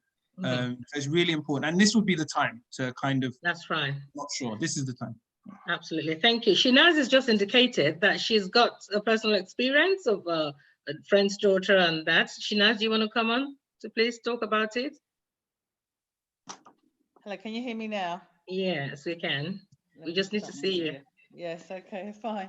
Yes, it was quite interesting. It was my medicine management lead. It was her daughter. I'm quite good at dermatology, so she showed me the rash. It was quite bizarre. It was, again, at the early days. She did, Dr. Chris, she did actually present in A&E, and peds were baffled by it, and I did actually introduce, the dermatologist had to get involved, and the rash wasn't linked at that time with the Kawasaki, but now, because the rash did extend to that long, they're asking for the child to come back to follow up, because they now do think there is a link with this child and the COVID-19 and the presentation that she had. So yes, thank you the so rash much. was very bizarre. Yes, definitely. Thank you. I mean, this is an evolving disease. We all have to be alert. We need to sort of be more aware of what's happening, not just as health professionals, but even us as individuals, and even much more so for us as, Black and ethnic minority community. We need not to, be complacent about it, but really pick up things as and when, deal with it appropriately. Thank you. Remy, did you want to say something? Yes, please. Yeah, so I just wanted to add, just to echo what everybody said, we seem to be saying, oh, if you have any other symptoms of an infection, make sure you go to hospital. But it's also very important that if you have chest pain or you have symptoms of a stroke, God forbid, or you have any other symptoms, that the healthcare service is still open for you. And as long as you take precaution when you leave your house, the hospital is a relatively safe place to be if you weigh up the risk and the benefits. So if you've got chest pain that feels like a heart attack, it is safer to be in hospital than to be at home, if that makes sense. And in my line of work, if you're a pregnant woman that needs to have her scans done, or you need your antenatal appointments, or you need to see your midwife, they have tried to make the hospital socially distanced as possible so that it is better for you to be seen than not to be seen. So I just wanted to echo that point. Lovely, thank you very much. For those just joining us, this is a 2-hour program, and we really are now dealing with the questions. Now we've had the presentation, but not to worry, all of this will be on YouTube for people to be able to access and view again and share with their friends and learn from it. Could we have the next question, please? Thank you. Thank you once again to the panel. We're continuing in the theme of symptoms. I know we've spoken a lot about symptoms, and we've had Shanaz give her own experience of the symptoms that she's experienced.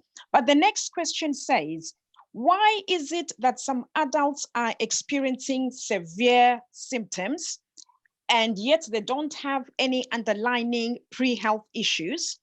And then on the other hand, you've got other people who've got the virus, but they're not showing any symptoms.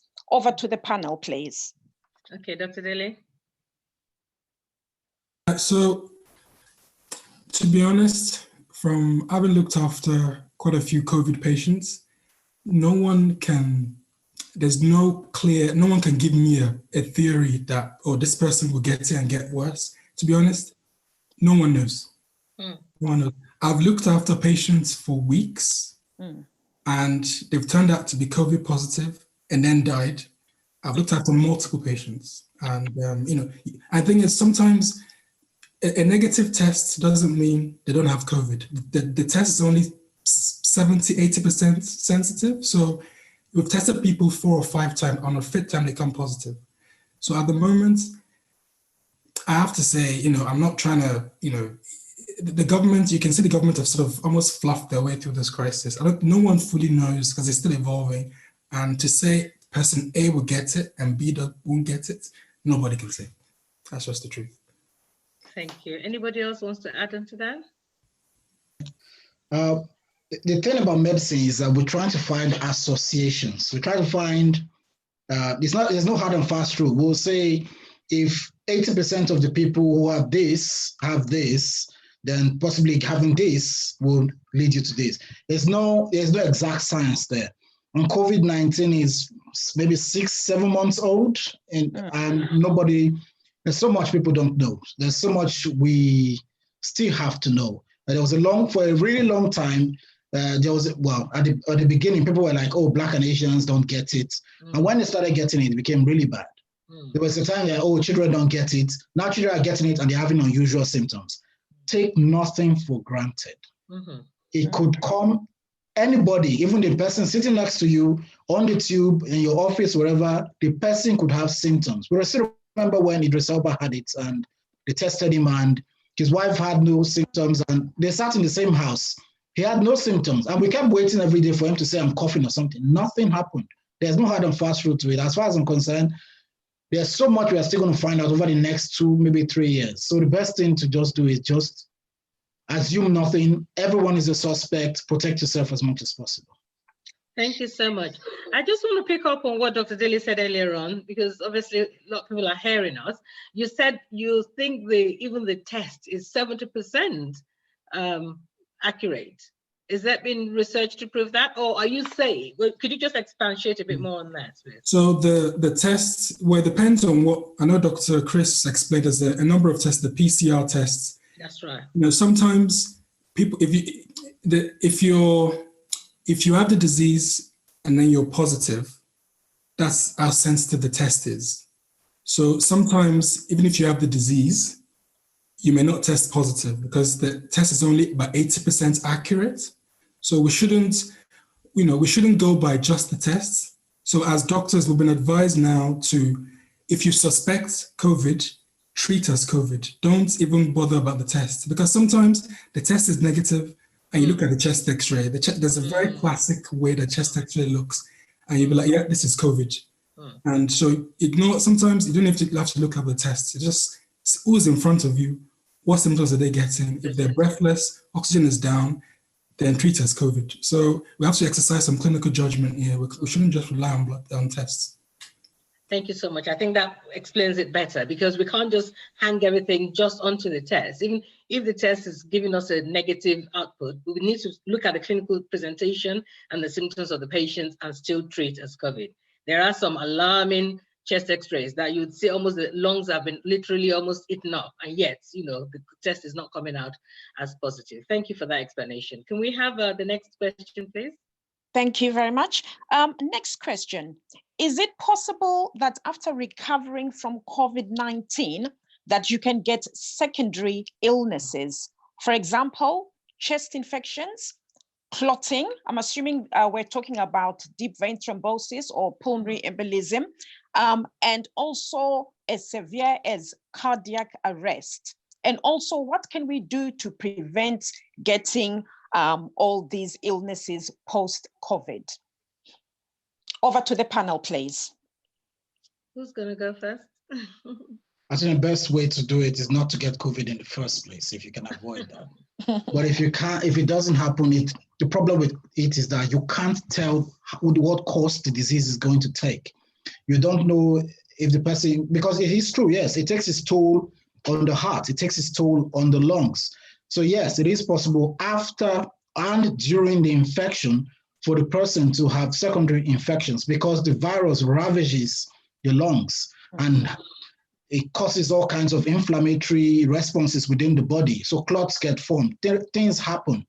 Some of the things we know, some of the things we don't know, some of the things we find out later. You know, people have been found to have the COVID, gone into ITU, unfortunately come out of ITU a few days later, get home, and they die, probably from a complication. People I know have had COVID symptoms 2-3 weeks later, they are still breathless when they try to do things, and they're worried that do I still have the virus? But no, sometimes your body has to recover because the virus has taken such a toll on the body. So is it possible? Yes, it is possible. That's why I said, if you can't, since you can't predict the history, best is not, as much as possible, not to even get the virus at all. But if the person does get the virus, you should talk your way through it. What do I mean by that? At every point in time, when you have doubts, talk to somebody. Don't wait and say, oh, my COVID test came negative. They said I don't have it.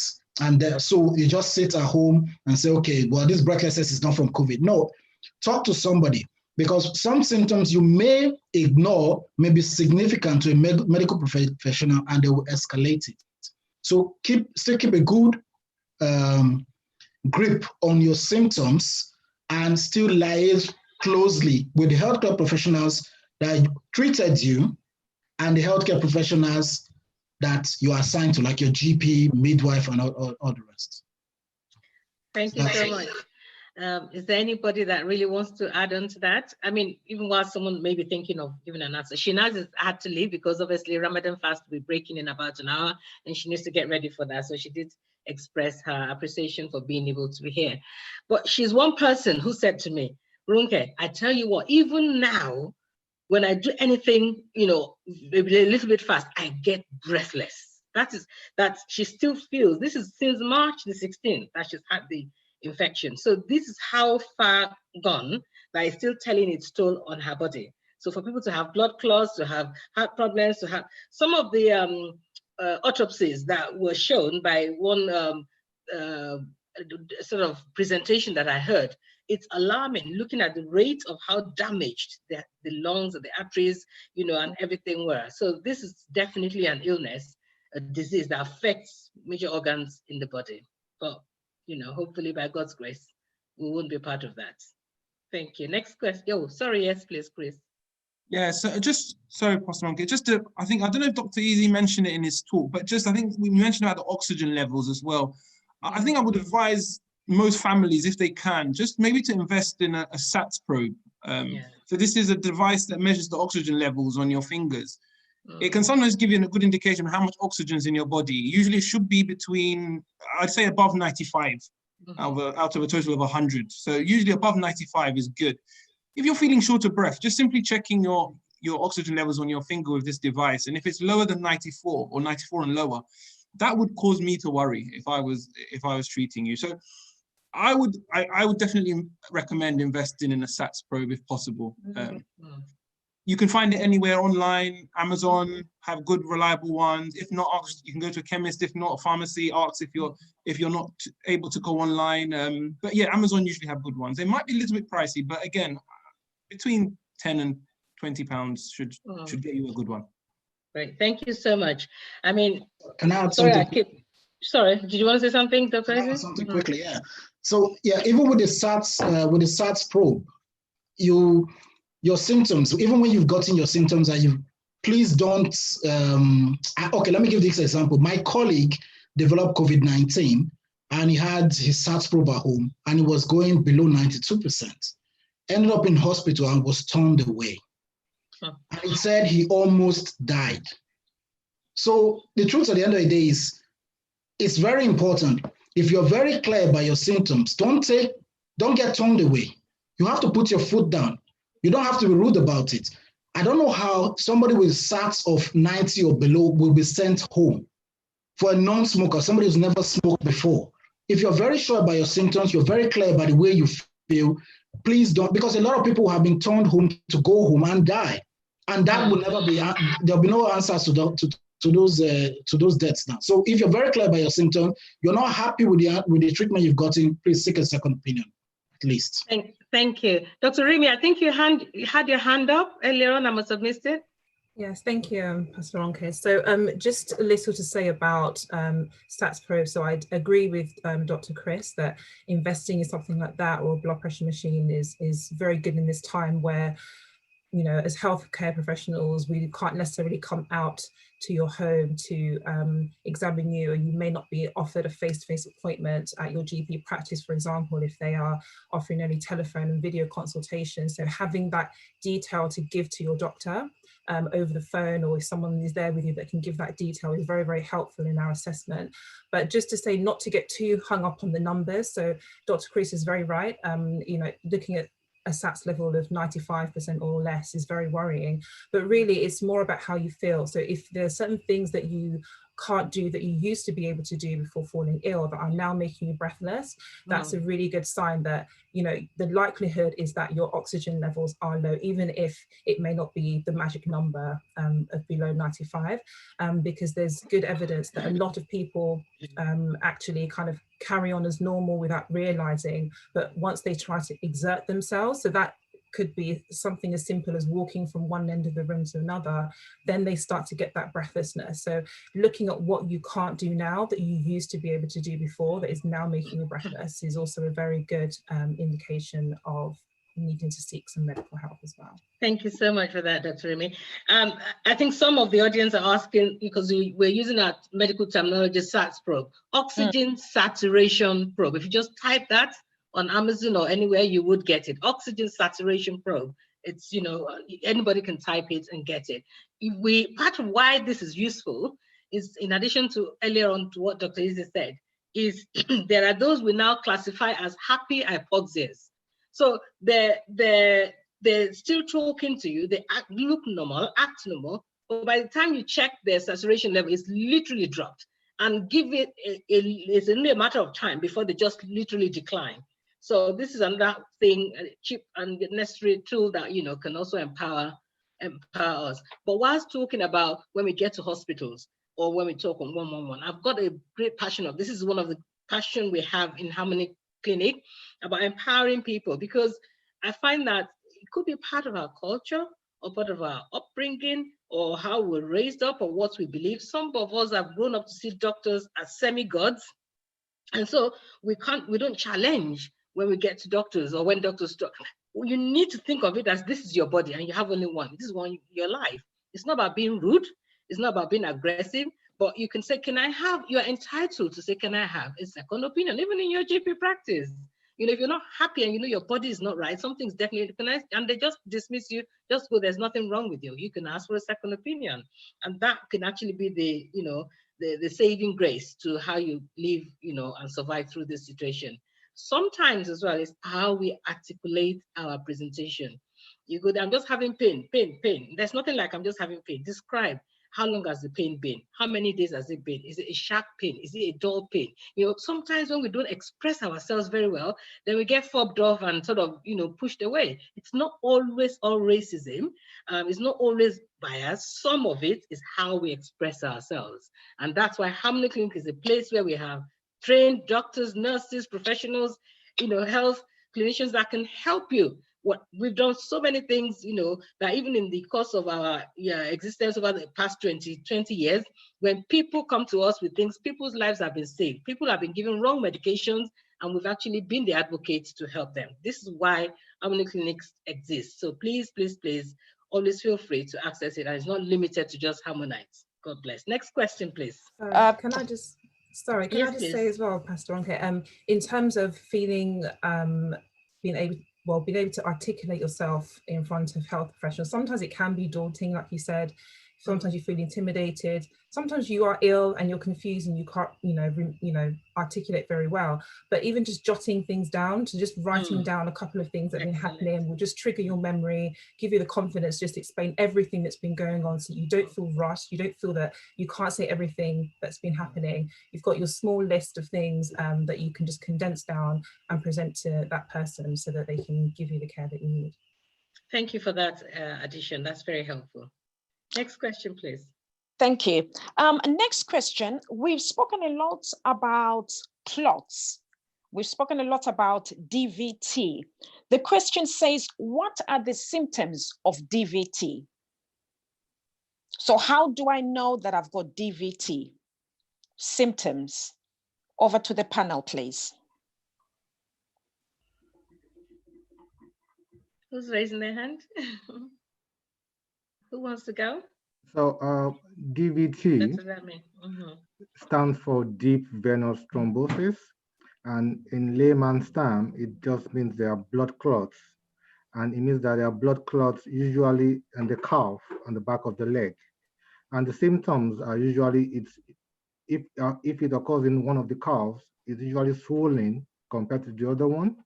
It's gonna feel warm compared to the other one, and it's always at most times tender to touch. So these are the symptoms of a DVT. And the risk factors are usually if you are a bit more inactive, not doing exercises, just staying in one position for a long time. Maybe you've been ill for quite a long time and been on the bed. Obesity, like we've talked about too, is one of the risk factors. Cancer, lots of things are risk factors for DVT. So symptoms are swollen calf, is warm to touch, is painful, and depending on your skin color, if you're white, it will be red. So, thank you so much. Thank you for that. Thank you. Moving on to the next question. I think a couple of the doctors on the panel, we spoke about obesity. We would like to know, how do I know I'm obese? How do I know I'm obese, since it's one of the risk factors? Over to the panel, please. Dr. Dele. So in my current role, I look after stroke patients, and obesity, I don't even know what to say. It's such a big problem that so the way we can measure obesity is, one of the units is called body mass index. This just means your body weight in kilograms divided by your height in a square of your height. So kilograms divided by the square of your height. And the normal range is between 18.5 to 25. That's the normal range. If you're above 25, you're classed as overweight. If you're above 30, you're classed as obese. But this tool called the body mass index, you can't just take it in isolation. So you can have a normal BMI and still be, at risk. So the other unit that I want to talk about is what we call the waist circumference. So this is if you imagine to measure your waist circumference, so it's, the base of your rib, and then the top of your hips, halfway in between, put a tape rule around your waist and try and measure what that is. The reason why I'm saying is because if you have, in men, if the level is above 94 centimeters, you need to lose weight. In women, if the level is above 80 centimeters, you need to lose weight. And the reason why I'm saying is because if you don't consider any other factor in the world, if your waist is above those limits, you're at risk of diabetes, you're at risk of high blood pressure, you're at risk of cancer. And I have to say, most of the patients, in fact, over 90% of the sort of stroke patients who are of the ethnic and Asian minority, A lot of them are overweight. And so it's a big problem, and and they tend to have very serious strokes, as in strokes that are very debilitating. So I'm not trying to scare anybody, but we need to, re-educate ourselves. We need to get the waistline down, and and seek help. Yes. Thank you. I think earlier on in Dr. Izzy's presentation, and I think a couple of others, there was a mention of obesity. That is an area which I'm very, very passionate about, because there are some things we can't do anything about, being Black, being, having some predisposing factors and things like that. But there are some things we can do something about. Clearly, losing weight is one of them. Being in the right sort of weight for our body frame is important. And exercise, healthy eating, those regular things that sound like boring and, oh, I don't want to hear this. And those are the things that can help us to ensure longevity to our life and to be able to fight against most diseases. At least if one thing is in place, then it reduces the amount of, risk factors that we have, and one thing is ticked off, and that's something to definitely think about. Thank you for that. Moving on, can we have the next question, please? Question. Thank you. Next question. Can you please explain the role of the ACE receptors being a predisposing factor for Black people in the management of COVID-19? So the question is regarding the role of ACE receptors, and it would be helpful if the panel could explain for us, for those of us who are not familiar with ACE receptors, what those are, please, before answering the question. Thank you. Over to the panel, please. Thank you. Anyone keen to go for that now? Dr. Dami, yeah. Yeah, so they're actually called ACE2 receptors, and it's one of the numerous receptors that is found in the body. I would like to define a receptor in layman's terms as an entry point or an activation unit, and it's usually found in lungs and the kidneys and the heart. They are actually good receptors. It's just that it's unfortunate that it's the entry point for the COVID-19 virus to get into the body. Now, when I mean that they are good receptors is because there are some medications that also can bind to these receptors, which I call entry points, that helps the body. For example, in hypertension, there are specific medications that needs to bind to this receptor to help in lowering the blood pressure. Now, like I said, it's found also normally in the lungs, and it's been shown to normally help in fighting against inflammation and infection in the lungs. But like I said, it's unfortunate, it's the receptor that the virus needs to attach to in the lungs to now bring about the symptoms that we've been told by my other colleagues, like Chris said, fever, cough, and the other symptoms. I'll just give a brief example. It's like having a room with a locked door and a key. The lungs is the room. The door lock is the ACE2 receptor, while the key is the virus. So the virus needs to enter the door lock and open the way to enter. So that's how ACE2 receptors work in the COVID-19. And just to let us also know that it's not only in Blacks, it's also found in Caucasians, it's found in Asians too. But I've read in one of the studies before in the past that it tends to be more expressed in Blacks. But just to let us know that it's found in all races. Yep. Thank you so much. Thank you. Can I add some? Yes, please, Dr. Izzy. For the ACE2 receptors, it's been great in the past to Blacks and Asians, because there are many medications you try to control people's blood pressure or to get help with their kidney function, and they don't work until you use those ones. And they've been fantastic in the past. It's unfortunately one of those things you cannot do anything about. That's one. Secondly, with the ACE2 receptors, it's still a theory. It's not concrete yet. It is one of the things put forward, because when they've heard that so many people are dying from this disease, everybody's gone to the gone back to the to put their hands on the plow and just to find out what is causing this. That's why you're getting somebody saying it's vitamin D.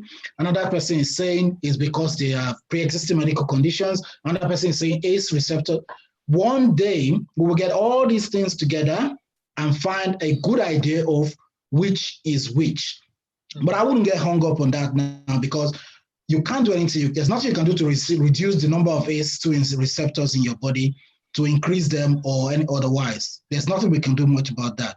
The only thing I would say is that some people did mention that if you are on Ramipril and losartan and some other medication that work with that, that you should stop taking it because it's making it worse. That is not correct. If you're on any medication, please don't stop it until you've spoken with somebody first.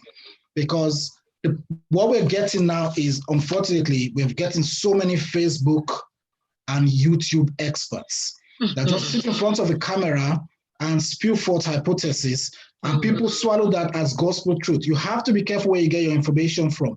Even I have stopped listening to the government briefing, because it can say one thing today and say another thing tomorrow. So you have to be really careful where you're getting your information from, because if some people take a half truth and take it all the way. For example, the hydroxychloroquine talks so much about. Maybe one or two people took it and there was a difference, and everybody now said that's the cure. No, it's not. Until we get a concrete evidence-based proof. 7 months is really short. Until we get an idea of where this is going, be very careful about starting or stopping any medication. Lovely. Thank you so much for that, Dr. Eze. I think the key word is some people take a half truth and stretch it all the way. So doesn't mean that there's no form of, truth to it, but, the key message is the things we can't do anything about. Don't let's get too hung up about that. But the things that we can do, clearly, I'm reiterating again, the lifestyle factors, the exercise, the diet, all the natural important things, the healthy eating, and all those things that we need to do that would help us to at least live a bit above the risk factors. Thank you so much. Can I also perhaps for those who are joining us, we should be rounding up by 8 p.m. this Harmony Clinic presentation, and we have a panel of 6 doctors who have been so helpful in answering our questions. And we hope that you are being encouraged and some of the myths are being debunked and clarity is coming. So please, can we then have the next question? Thank you.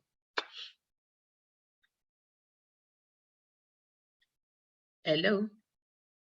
Do I have our moderators listening to me? Hello? Yes, we do. Yes, you do. Thank you. Thank you. Okay. So we had quite a few questions as well around face masks. I know we've covered that in the conversation tonight, but there are some specific questions we like to ask concerning face masks. It says, would you recommend the surgical mask or the N95 mask? What would you recommend in terms of a proper mask? I'll just join that with another question similar to that. It says, please, what is your advice on the use of face masks, especially for those with underlying conditions when they go outdoors? I'll ask the panel to please answer those. Should I take that? That was part of my presentation. Is that okay? I think let's get Remy to do that. Okay, Remy. Okay. Thank you, Pastor Ronke. So yes, I will just say a couple of brief things about face masks, because I do get asked that question by friends and family quite often. So I think the first question was regarding surgical masks versus N95 masks. The first thing to say is that they've recommended face coverings more for the general public because of limited supplies for frontline staff. Things like surgical masks and N95 masks are meant to be more reserved for people who are doing kind of frontline work in the NHS. But if you're looking at those two masks, then the N95 mask is kind of the gold standard. So it is one of the very few masks that are effective for actually stopping the virus particle coming through the mask, because it's a very, very, very tiny size molecule that face coverings and the normal surgical masks don't actually protect you from. in general terms with the masks, it's more about protecting other people from yourself. So I think part of the question was if you have underlying conditions. So it doesn't really protect you as a person who has underlying conditions, but it will protect other people. And so the idea is that if we generally go around with face coverings, particularly in places where social distancing isn't possible, that we will collectively help protect each other. But all of these masks that most of us can get our hands on in the general public don't actually protect us from the virus. You can still breathe through the masks. So I think one of my colleagues mentioned that if your breath, I think Dr. Easy was saying, if your breath can come through, some people say if you can blow a match or something through the mask, it's not actually effective. It does reduce the spread because we know it spreads through kind of droplets and air molecules, but actually it reduces the forward projection of the spread, but it can actually increase it kind of downwards and outwards from the sides of the masks. I think Dr. Easy will go through some of it after me as well, but it can also stop you practice some of the good hygiene measures that you should be having, such as removing them safely, disposing of them safely, and kind of being a bit loose about how you touch your face and things like that, or staying socially distanced from someone. So masks can actually have a negative effect if we kind of let our guards down about what we should be doing to protect ourselves from COVID in general as well. Great, thank you so much, Dr. Remy. I think you've done justice to that question already. With time is really running fast and we're really determined to finish at 8. I know perhaps we can have just one more question to accommodate, one burning question from the lovely moderators, Jackie and Caroline. Can we just have just one question and then we can then round up and maybe take it up on another day because we can't answer all the questions. Thank you. Thank you. I'll just say this one question here stands out. We'll probably take this one. It says, economic empowerment is still an issue for BAME in the UK. What more can we do to ensure that we live qualitative lives in the UK? It's more outside of the medical field, but it's just something around empowerment that might be able to help. Okay, I think Dr. Dele is itching to answer that question. I know it's not directly health, but health is wealth. So obviously you can go ahead. Yeah, so this is a topic I'm very passionate about. And, you can't separate health from poverty. There's a link between, outcomes and poverty. So as a community, we need to look for new and creative ways to support each other. And obviously, a forum like this is one perfect example. But I think there has to be a more deliberate effort, working together. Obviously, during this time, where I know there are programs being put on to empower people to, improve their education. We need to be able to look for ways to, pool resources together to support people in either with their jobs, with subsidizing educational fees, educating people about, financial education is a big part. How do we improve multiple streams of income for the Black and ethnic minority? The role of the church in terms of how we can, essentially we need to be able to pull resources together. And one example is being able to pull funds together to either give people a leg up on the property ladder, because these things, if you don't have a roof over your head, if you're not eating properly, if you haven't got close to where, it's a no-brainer. You're going to have worse health outcomes. So it calls for unity amongst Black and ethnic minority, and I think it's a very important point of discussion that we want to take very, very seriously. Excellent. Thank you so much. Can I point something out, please? Yes, please, Dr. Eze. Just 3 things. There are many things we could talk about. We could talk about this all day, but just 3 things I'll point out. Number 1, we have to have a new attitude to responsibility. When I say responsibility, is at work, for example. Okay, the GP partners, the people in the directors, the people in areas of responsibility, they are not coming in contact as much as the people in the front line. The people in front line are coming in contact because they're on the front line. Somebody else put them on the front line. So when next you're given a position of responsibility at work, you should be thinking of how to ascend that ladder as much as possible. The higher you go up that ladder, the more you can bring other people up along. And as well as that, the farther you're away from things like this. We can't just make money all the time. Money is great. There are other things beyond money as well. The second thing I have to talk about, Dele has highlighted it a little bit, is our relationship with wealth. It's nice to have 2 BMWs on the driveway, but we have to think about beyond that. After the BMW, what next? At a time like this, a lot of Black and ethnic minorities are going to work because they have to keep paying for the BMW. Whereas if they had gone for something smaller, they might have been able to stay back a little bit, or they would not have to take job. I have a lady who is working at the Nightingale stuff because she has to, or there's no other way. The Nightingale thing that was built in London. You can't make more choices when your back is against the wall like that. So we have to have a new attitude towards wealth. We can talk about that probably another day. And finally, our cultural and communication skills. If you want something, you should be able to say it and say it properly, not just when you're seeking for help, but also at work in other places as well. You can advocate without being rude. You can be firm without being aggressive. May God help us.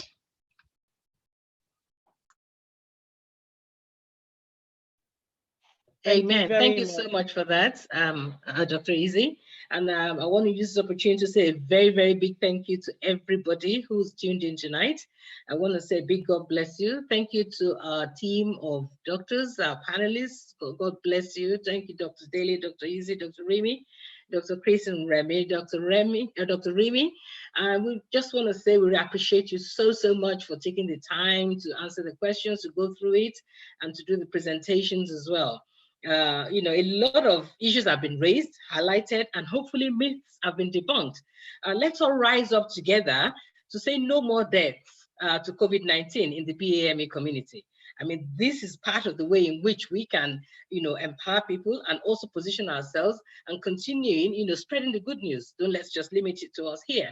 Thank God for Harmony Clinic. Thank God we have a team of doctors. I mean, we're blessed. We have just under 100 health professionals all under one organization that are ready to go and give and keep giving. And that's the spirit we should have.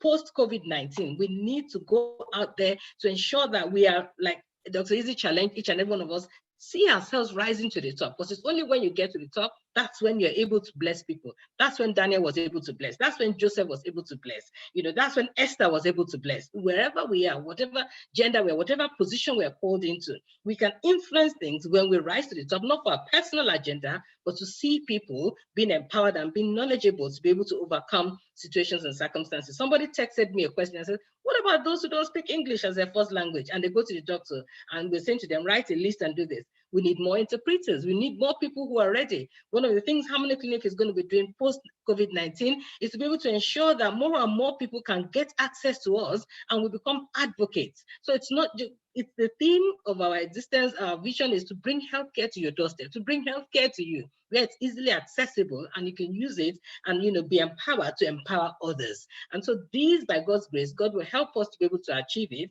and will rise even beyond wherever we are right now. We as a people, we are not disadvantaged to go down. Every disadvantage can be turned to an advantage. And that's part of the message that we're preaching today and letting other people know. In Harmony Christian Ministries, we thank God. I thank God for the set man over the ministry, my husband. His vision is to really see people rise up in every area of your walk in life, whether it's business, whether it is, you should really go out there and be a light in the community. And health is just one of it. Work is another aspect. Business, there's so many areas. And so each and every one of us, wherever you are listening to me, as you go away, as you go back, let it ring in your ears that, yes, I've heard something today. I've been empowered. I know what things to dispel. I know what things to add on. I know what things to add on and to remove. And so see yourself as a light, as a beacon of light to go out there in the community. Please be aware, I'll say this, be aware of your rights as you go back to work. When you go back to work, know that not anything that is dumped or thrown at you that you should accept, because certain things that would hinder your health, know that they can be detrimental, but by the grace of God, when you speak and favor accompanies you, you will get the right things that will help you.